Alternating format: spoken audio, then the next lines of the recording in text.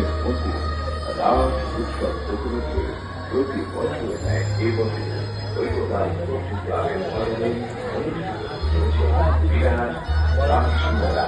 এই মেলার উদ্বোধন হবে 7 নভেম্বর।